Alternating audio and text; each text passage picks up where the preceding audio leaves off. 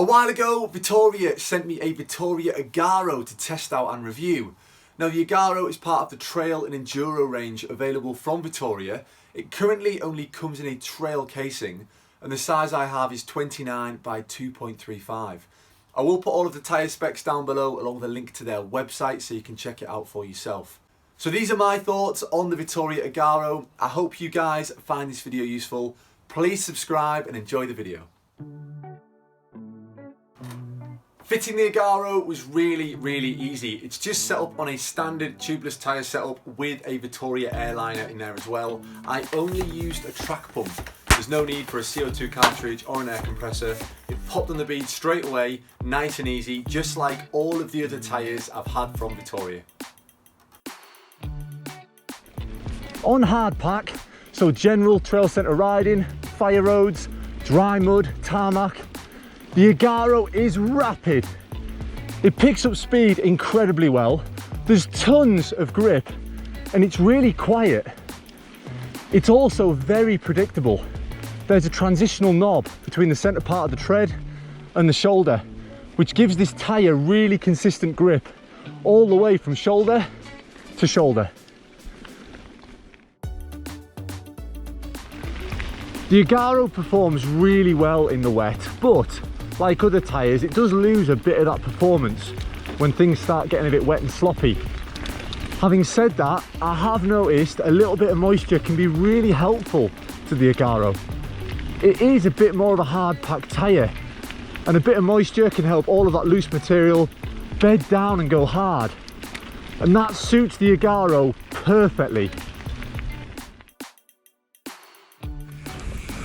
On roots and rocks, the Agarro does very well. There's a good level of grip.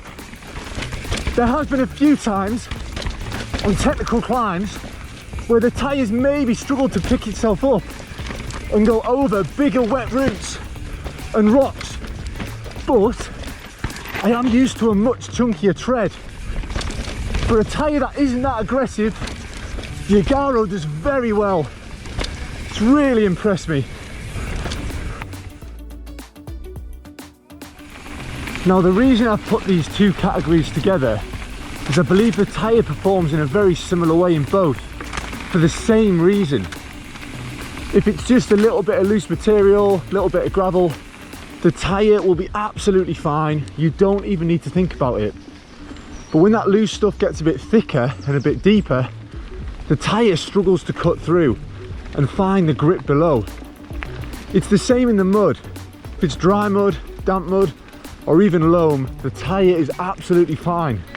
It'll look after you. But when that mud starts to get a bit deeper and sloppier, the tyre struggles to cut through and find the grip. And that's because the tyre is quite shallow and the tread's quite close together. Having said that, this tyre has not been designed for the mud. If that's what you're after, I'd maybe look at the Vittoria Marza or even the Motta. When I first fitted the Agarro, I didn't think it was going to last anywhere near as long as other tyres I've had from Vittoria because the tread pattern just seemed so much more delicate. But this is 600 kilometres in, and as you can see, everything's still in the right shape. The siping's still there, there's no chunks missing, the tyre's got plenty of depth left to it, and I've not given it an easy life. This is the first tyre I've had from Vittoria in the trail casing.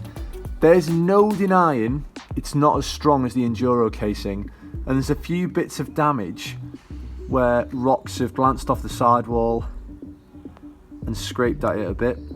But I have ridden this tyre on some really rough, really sharp rock, and if you were riding that stuff all the time, you'd probably choose the enduro casing. I've been so impressed with how long this has lasted. Vittoria, I don't know how you do it. Your tyres last ages.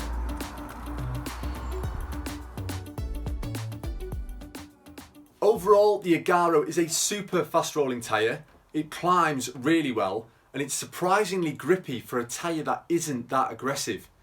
Yes, it's not as grippy as the Martello, Marza or Motta, but it's a fantastic hard pack tyre, perfect for summer riding or if you're only riding trail centres.